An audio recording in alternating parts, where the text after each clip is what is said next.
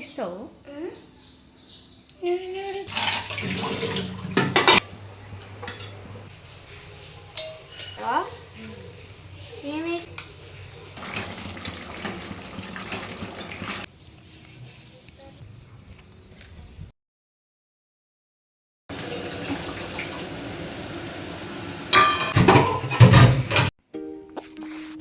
Hello అండి, నమస్తే. అందరూ ఎలా ఉన్నారు? నేనైతే బాగున్నానండి. మీ అందరూ కూడా బాగుండాలని మనస్ఫూర్తిగా అయితే కోరుకుంటూ welcome to Mamata Sudhakar vlogs అండి. ఇక ఇది వచ్చేసి ఒక రోజు వ్లాగ్ అండి. మార్నింగ్ నుంచి ఈవినింగ్ వరకు నా రొటీన్ అనేది ఎలా ఉందనేది మీతో అయితే షేర్ చేయాలని ఈ వీడియో అయితే పోస్ట్ చేస్తున్నానండి. ఇంకా మార్నింగ్ అయితే హాలిడే ఇచ్చారు పిల్లలకి. మిలాదుల్ నబీ ఫెస్టివల్ ఉంది కదా ముస్లిం వాళ్ళది, ఇంకా హాలిడే ఇచ్చారనమాట. మా వారికి కూడా హాలిడేనే. ఇంకా బయట పనులన్నీ చేసుకొని ఇంట్లో అంతా నీట్గా ఊడ్చేసి ఇంకా మాప్ పెట్టేశానండి ఇంట్లో. ఇంకా టీపాయ్ మీద అయితే ఇలా ఒక శాల్వా వేసేసానమాట, నీట్గా పెట్టేసి ఫ్లవర్ వాజ్ పెట్టాను, కొంచెం డెకరేటింగ్గా బాగుంటుంది కదా అని. ఇంకా తర్వాత టిఫిన్కి వచ్చేసి పిల్లలకైతే కొంచెం పెసరట్టు చేయడానికి పిండి అయితే ఉంది. వాళ్ళ వరకు అయితే సరిపోతుంది, ఇక మా ఇద్దరికైతే సరిపోదని ఇంకా మా ఇద్దరి వరకు అయితే రాగి జావా ఉందండి. రాగి జావా నేను ఇంట్లోనే ప్రిపేర్ చేసుకున్నాను కదా, అప్పుడు ఇంకా అదే అయితే వాడుతామన్నమాట. ఇంట్లో బాగా మంచిగా నీళ్ళల్లో కలిపేసి ఉండలు లేకుండా ఫస్ట్గానే కలిపేయాలి. కలిపిన తర్వాత మనకు సరిపడా వాటర్ కూడా వేసుకొని ఇంకా పొయ్యి మీద పెట్టుకొని కలుపుతూ ఉండాలన్నమాట. అది మంచిగా ఉడికేంత వరకు మనం కదుపుతూనే ఉండాలి, లేదంటే మళ్ళీ కింద మాడిపోతుంది, ఉండలు కడుతూ ఉంటుందన్నమాట. ఇంకా అలా అయితే ఇంకా స్టవ్ ఆన్ చేసేసి ఇంకా జావ అయితే పెట్టేసి కదుపుతూ ఉన్నానన్నమాట.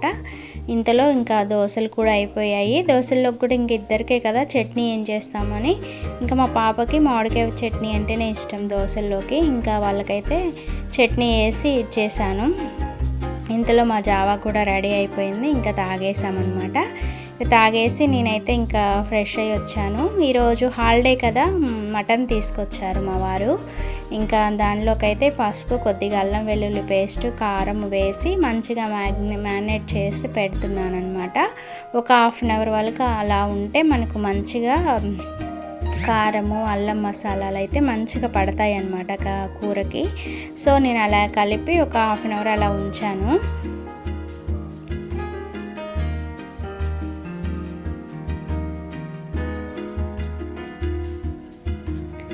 ఉంచిన తర్వాత ఇంకా రైస్ కూడా కడిగి పెట్టుకోవాలి కదా. ఫస్ట్గా అయితే ఇంకా బియ్యం అయితే చెరుగుతున్నానండి. అందులో యాపాకులు వేశారు, ఇంట్లో అమ్మ వాళ్ళ దగ్గర నుంచి తెస్తాం కదా. ఇంకా పురుగు పట్టకుండా ఉండడానికి పట్టించిన వెంటనే పచ్చి వేపాకు అయితే వేస్తారనమాట. ఇంకా అదంతా కూడా చెరిగి ఇంకా బియ్యం వేరి ఇంకా కడిగి పెట్టాను, అవి కూడా నానుతాయని. హాఫ్ అన్ అవర్ అలా నానిన తర్వాత ఇంకా వంట అయితే స్టార్ట్ చేస్తున్నానండి. ఇంకా కర్రీలోకి అయితే ఫస్ట్ ఒక 2 ఆనియన్స్ అయితే తీసుకొని కట్ చేస్తున్నాను.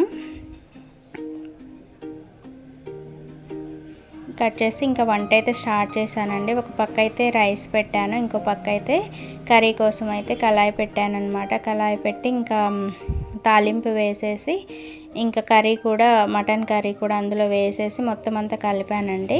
ఇందులోకి అయితే కొంచెం జీడిపప్పు పేస్ట్ అయితే వేద్దాం అనుకుంటున్నాను. జీడిపప్పు అలాగే నువ్వులైతే పేస్ట్ చేసి వేద్దామని, మంచి గ్రేవీ కర్రీ లాగా చేద్దామని ఇంకా అవైతే పేస్ట్ చేసి పక్కకు పెట్టుకుంటున్నానండి. మటన్ అయితే మంచిగా ఉడికించుకున్న తర్వాతనే మనం ఈ పేస్ట్లన్నీ వేయాలి. అవి ముందుగానే వేస్తే ఏంటంటే మనకు మంచిగా ఉడకదనమాట ముక్క. ఇంకా అది గుజ్జు, ఆ గ్రేవీ అనేది మనకు మాడిపోతూ ఉంటుంది అన్నమాట కింద. అందుకని ముందుగానే మనం ఉప్పు కారం అన్నీ చూసుకున్న తర్వాత దానికి తగ్గట్టు మనము సూప్ పోసుకుంటాం కదా, అది పోసుకొని మంచిగా కలపెలలాడేలాగా ఉడకాలన్నమాట మటను. ఆ గ్రేవీలో ఉడికిన తర్వాతనే మనము ఈ పేస్ట్లన్నీ కూడా యాడ్ చేయాలన్నమాట. అప్పుడు యాడ్ చేస్తేనే కర్రీ అనేది చాలా టేస్టీగా వస్తుంది, ఫ్లేవర్ కూడా చాలా మంచిగా పడుతుందన్నమాట లాస్ట్లో వేస్తే. ఇంకా వీటితో పాటు మనము ధనియాల పౌడరు ఇంకా గరం మసాలా కూడా వేసేసి ఇంకా లాస్ట్లో కొత్తిమీర ఉంటే కొత్తిమీరతో గార్నిష్ చేసుకుంటే చాలా టేస్టీగా ఉంటుందన్నమాట. ఇంకా ఈరోజైతే అలా చేశాను, చాలా టేస్టీగా వచ్చింది కర్రీ.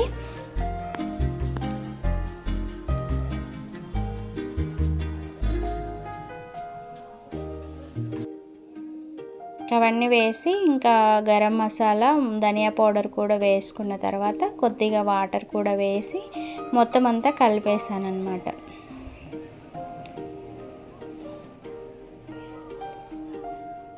మూత పెట్టుకొని కొద్దిసేపు ఉడకనిస్తే ఫ్లేవర్ అంతా కర్రీకి పట్టేస్తుంది, మంచిగా గ్రేవీ లాగా ఉంటుందన్నమాట. కర్రీ కూడా చాలా టేస్ట్ ఉంటుంది.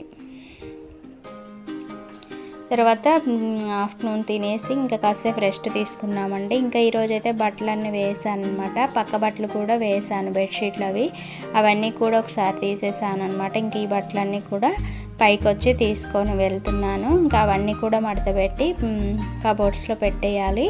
ఇంక ఈ లోపైతే ఈవినింగ్ రొటీన్ కూడా స్టార్ట్ అయిపోయిందనమాట.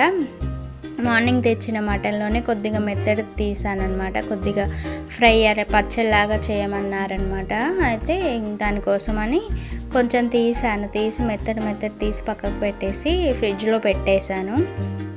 ఇంకా అదైతే ఇప్పుడు తీసి ఫస్ట్ అయితే ఉడకబెట్టుకోవాలన్నమాట. మనం కుక్కర్లో వేసి ఒక 6-7 విజిల్స్ వచ్చేంత వరకు ఉప్పు పసుపు కొద్దిగా వాటర్ వేసి ఉడకబెట్టుకోవాలి. ఉడకబెట్టిన తర్వాత అవి తీసేసి ఆ వాటర్ అంతా ఎగిరిపోయేంత వరకు మనం పొయ్యి మీద పెట్టుకొని తర్వాత ఆయిల్ వేసి ఆయిల్లో ఫ్రై చేసుకోవాలి.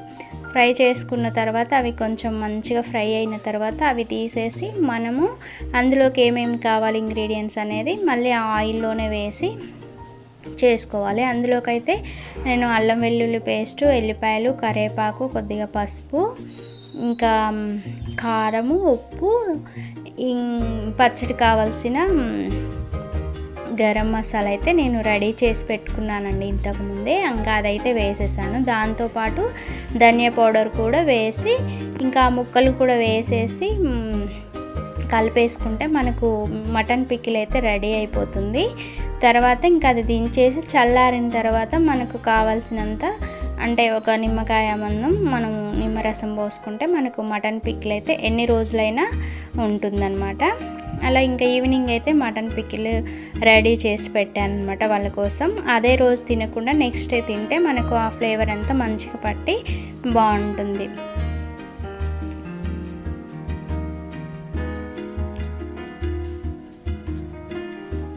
ఇలా కంప్లీట్ అయిపోయిన తర్వాత ఇంకా బట్టలు కూడా అన్నీ సర్దేశానండి.